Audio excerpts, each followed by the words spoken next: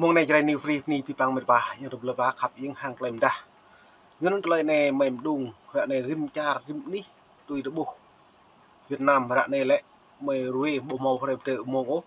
cơ trả lời rằng bu tụ chung nồng nọ cái nhiều giờ đã pipang pro hạt rẽ tôi còn nào Việt Nam từ nhiều mạng nồng nọ mút mà hàng Trung Quốc lệ từng trong cái nằm như xuất khẩu chả rắn bờ đà sum ao bờ đà lung ta trong cái nằm còn như dùa hàng nuôi như giàu cương bức lao động quyền con người dướiนั้นlại rằng búa lệ từng rằng trăm tôi nhớ biết bằng pro hạt rẽ rằng pre nhẹ một máy móc như dùa hàng ngàn như giàu thu công nó lại thu công nó lại hiếm bạ lại nhiều pre mạ pro ngày đêm đâm nhớ cụ công nhân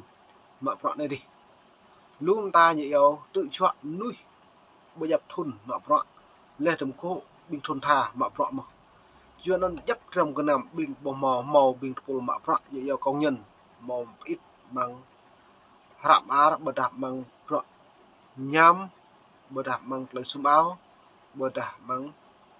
trong cái nằm pasai luôn ta nó pro bờ là kẹo túi lần trà đồng chẳng xong rồi nó lại bố dự không lại hiền bờ pool hội đồng bảo an liên quốc duyệt nó nhá mấy lại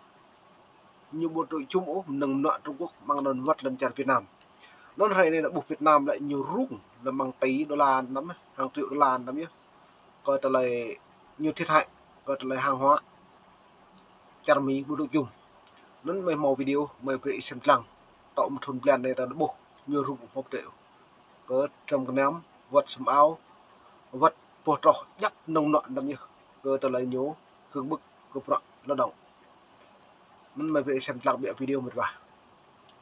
Cơ quan Hải quan và Bảo vệ Biên giới Hoa Kỳ CBP mới thông báo rằng hàng nhập khẩu vào Mỹ từ Việt Nam bị phát hiện vi phạm đạo luật ngăn chặn lao động cưỡng bức người Uyghur Duy Ngô Nhĩ nhiều nhất trên thế giới trong năm 2023, cũng như kể từ khi luật này được Quốc hội Mỹ ban hành vào năm 2000. Nên luật này lại bao nhiêu pro này mạ mong và thực hiện cái luật này lại mà 2020 trước 2023 xong mất trước ra này trầm cái nằm thì như bộ tôi cứ lại phiền á do nó nhờ biết bằng trầm cái nằm bằng pre những ngừng cái biết bằng nó này như độ ép như càng pe trà làm con bộ một bộ lợi úc càng tu chùm nồng nọ cái nhố bờ đà thép bờ đà phô tró bờ đà sum áo bờ đà dây dép lu ta nên ta bu coi trả lời này bằng hội đồng bảo an liên quốc đã bu nhố chính lời mạo phạm hàng Trung Quốc lên trầm cái nằm bằng nó cả Tân Cương thì người mua nhĩ cái này người mua nhĩ nó lại nhập pre của mạo phạm ngày đêm đâm nhá lên trong vắt trong cái nằm này thì lại bổ máu đạt sinh phẩm úc nhưng đang ngưng hệ trong cái nằm của nhố sĩ chăn mỹ đây này ca bộ lễ có nóng số áo lên máu cái nằm căn từng ta lại đang chi chẳng buôn sang khắp yên lại ít lăng lại dần nó rung vừa cắt lấy răng tôi chung đồng nọ cái nhố lấy từng răng nào vật lấy cà phê pre tê mừng đi nạp nên nhá ta buộc nhiều một cái chảo hàng tiếp bởi lần trả buôn cùng để xem lăng từng biết vào 2020. Đạo luật này cấm nhập khẩu hàng hóa được sản xuất bằng lao động cưỡng bức từ người Duy Ngô Nhĩ và các nhóm thiểu số Hồi giáo khác vào Hoa Kỳ. Hành động này là câu trả lời cho các báo cáo về tình trạng vi phạm nhân quyền tràn lan trong khu tự trị Duy Ngô Nhĩ ở Tân Cương của Trung Quốc. Vào cuối tháng 1 năm 2024, CBP công bố số liệu thống kê thực thi đạo luật ngăn chặn lao động cưỡng bức người Duy Ngô Nhĩ, cho thấy tính đến cuối tháng 12 năm 2023, Việt Nam có giá trị sản phẩm lớn nhất bị từ chối nhập cảnh vào Mỹ, cao hơn của Malaysia và Trung Quốc kể từ khi luật này được thực thi. Theo cơ quan này, họ nó là biết bằng pro là Malaysia từng bộ char Việt Nam như lu của mạng trong cái năm char Mỹ bộ đội chung rằng bộ đội chung mạng mừng 2023 trô bạn này đang lu lóc con đần ấy bồi à nó hàng triệu đô la năm chứ cơ trả lời ngăn như trực lệ đa phụ mít đa phụ kéo đa cà phê đa cà to đa trái đa lúm ta trong cái năm còn một bả ra ngừng lệ môn đi năm nên hai này đã buồn sang đã đạt một đôi lăng ô mượn rằng lệ ô sáu riêng đi được tư nghệ sáu riêng bố lệ cao cao điตื่นnhẹ cao cao lên nó còn thất bại bộ mệt vả nó mời tụi này ta buồn vui còn mềm tạ đi pi bằng vợ cất ít ngạ nâng bằng họa ít tuy plak tar lại tuy ngậm trai bằng họa ít chập primo nên phải là việc làng nên lời dùng mong ni nạp vắt việc làng từ đã ít ngạ cái sĩ bộ mò đi piao do cất lệ Việt Nam này mà mong ni nạp đang bộ đội chung nữa còn lời trầm cái nằm từ nhiều cái sĩ lè cha đang vật vả do gật kẹo lại phiền nhiều uống nhẹ tôi lại phiền hội đồng bảo an liên quốc liên trong pi bằng loại những quan rừng hạ đang là bộ màu nhẹ tôi chỉ vừa nó rằng trước khi nồng nặng thành nhau nên mày hẹp nên nội có sạch mấy có chứng là một video về xem lằng mày mạng mong đáy VOA lấy lên này xem lằng vật vả họ từ chối thông quan 1.197 lô hàng trị giá 220,3 triệu đô la từ Việt Nam từ tháng 6 năm 2022 đến ngày 4 tháng 12 năm 2023.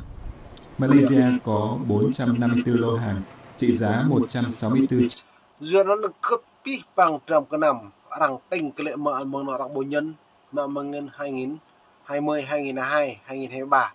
tươm thôn này Việt Nam là bộ nhân trong cái nằm như cân nhiều vi phạm của bộ luật quốc tế lệ từng mang lại trong cái nằm của tình yêu càng một mà hai cha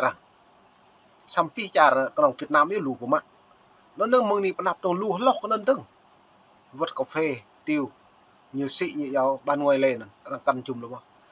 nên bài chơi này đang hỏa mạng dàn mạc Trung Quốc từ Việt Nam Trung Quốc ăn như xà nó có nhầm lấy plạ này lại lấy chiến lược lấy chuyên đoạt khoa này lại tôi cả đang nghiên cứu nhiều hụi của mày tứ ta đang có họ đi mang nền rập lầu kinh tế Trung Quốc không tâm biết và ta lấy đang trước khi nồng nọกันอยู่bằng nó mong trước Trung Quốc Việt Nam tới lần gì đó Việt Nam mau trong cái năm này chị Trung Quốc ta Việt Trung Quốc và Trung Quốc Việt à trong đáng nhiều Việt tôi chàng Nga nhưng bạn tôi mà Nga hay này lại đặc hùng hàng một là rung lận lạc lại xịn lẻ lên trong vật là plak ngạ hàng chả đó Ukraine ấy bùi nó là plak ngạ lại chả Ukraine nhiều mau mất hả có lấy nhà băng tôi chả Mỹ vừa ta chả Mỹ hay này lại plak tới nhiều plak lại tới nhiều lại chỉnh đông bằng lại nó Mỹ ngạ lại mạng plak lại tới nhiều nữa chứ tốt hơn chả là Ukraine nó lại tung klum tới xem lăng tôi có mấy bút tiền loại về lăng mệt và hiếm bắc có tương lai cái chả là Mỹ lấy hiếm bay Việt Nam hay lấy như càng vọng mưa đầm chứ Trung Quốc này vừa trong cái năm nhớ càng xịn lẹ càng đi PR phù học toàn này đi các bạn lại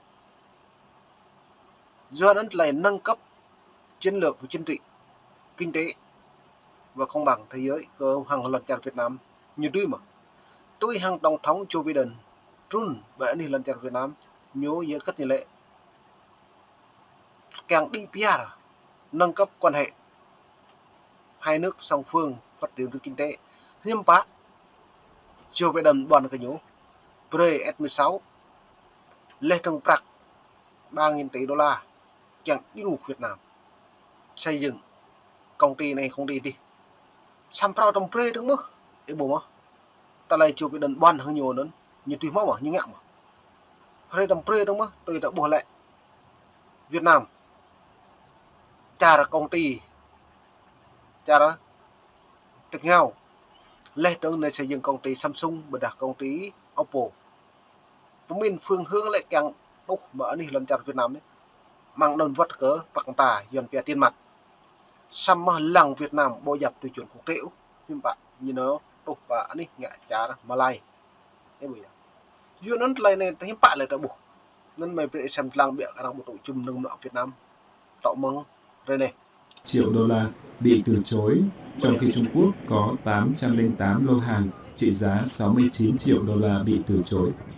VOA đã liên lạc với Bộ Công Thương và Bộ Ngoại giao Việt Nam và đề nghị họ cho ý kiến về các con số thống kê trên của CBP nhưng chưa được trả lời. Nó ebo lẽ cờ lại cái lúc na Đảng Cộng sản Việt Nam và cái đó lại này lại đỡ bục bộ một mùi nhú nó rằng tới nhà thì nhiều hiếm bạ lại cờ đó lấy càng đi bia lấy đóng nhiều cả bật lệ cái lẽ rằng do rất nhiều bật lệ bây giờ như càng lệ cái là rằng ra lời cái lệ câu hỏi cái rằng xăm nhiều bộ một bằng chứng ổ chỉnh như bộ tư liệu do ta nhiều thất bại này duyên và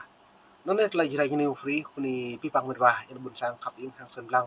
mong niệm nạp từng cầm bềm ta crop free mong nạ đi đi cả được sân lăng đó là rung răng có độc đảng công sản Việt Nam hàng lại pool EU hàng chả Mỹ liên thằng lũ chả cần từng tay nhú ở đằng kẹng